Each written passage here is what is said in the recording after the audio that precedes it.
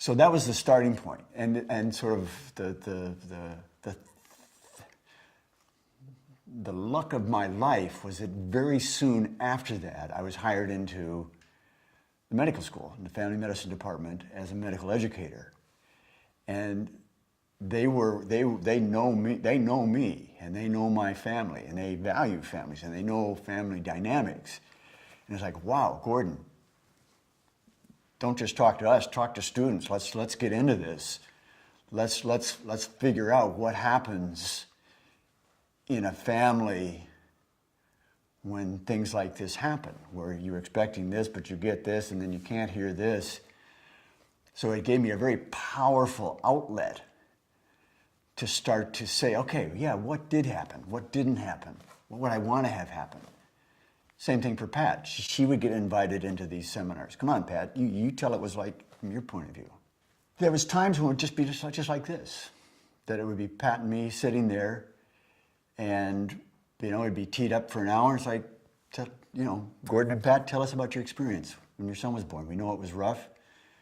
Tell us about his birth. Tell us about his first year of life. Help us understand that from a parent's point of view. I mean, what a gift. We got into role play, where we would be staging, and this is a formal part of medical school teaching, where you set up scenarios. Okay, you're going to be this person acting like this, and you're going to be this person, hit it. Let's see what happens.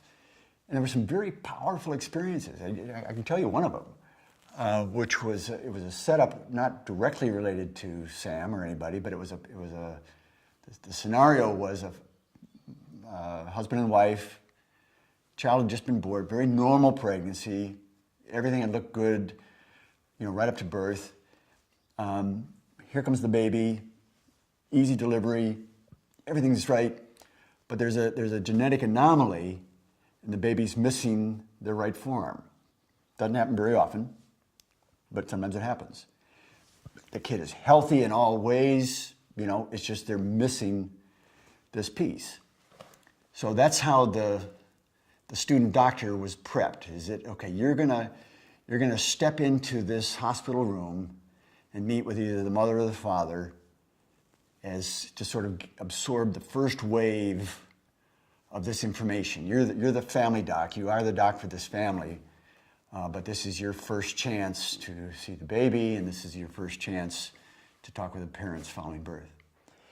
And this was a day when we had an odd number of students. Normally it would be student role-playing together.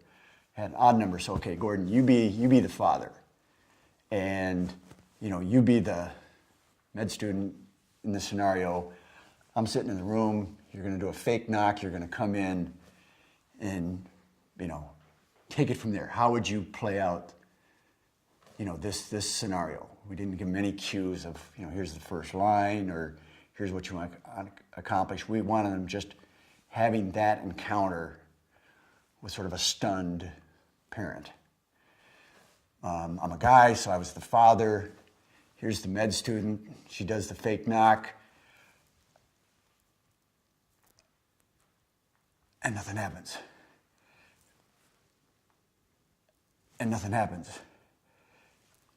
And finally she blurts out, she says, Dr. Green, I don't know what to say.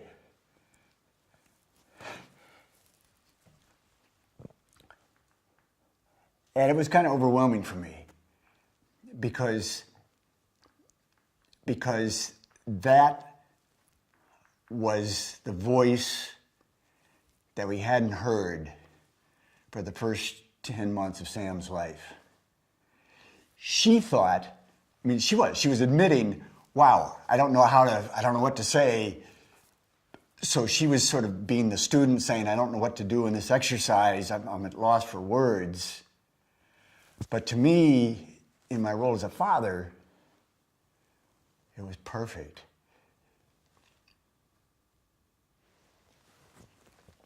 It was so healing. It was so therapeutic. And it completely changed how I approached teaching in a medical school. In a medical school, you don't pass the exam if you say, I don't know. You don't get into medical school if you say, I don't know. There's zero premium on ignorance. But here she was being honestly ignorant and being more therapeutic than any physician had been in my experience with Sam. And so it's like, okay, now I get what I'm here to do. I'm here to honor things like ignorance, things like I don't know what to do.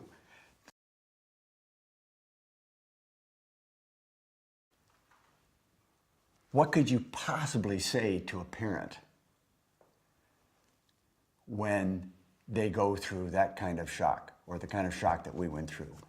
I know a healthy baby being born, and now what I got is a blue lump of meat, limp, not breathing. Anything like, don't worry, it's going to be okay, or, we know how to deal with this, or, gee, lots of parents have been through this before you, or people get religious. It's like, well, God's will is, we heard hundreds of forms of what to say to a parent. The most honest thing to me is, what could you possibly say in the face of that? Me as a physician, I have no idea what it's like for you as a parent sitting there with this being your new baby. I have no idea. So who am I to say anything other than like, wow, I don't know what to say.